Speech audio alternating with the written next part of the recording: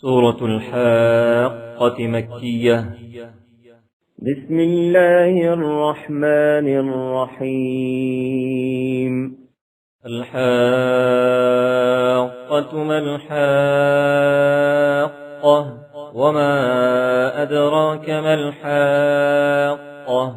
كذبت ثمود وعاد بالقارعة. فأما ثمود فأهلكوا بالطاغية وأما عاد فأهلكوا بريح صرصر عاتية سخرها عليهم 7 ليال و8 أيام حسوما فترى القوم فيها صرعا كأنهم أعجاز نخل خاوية فهل ترى لهم من باقية.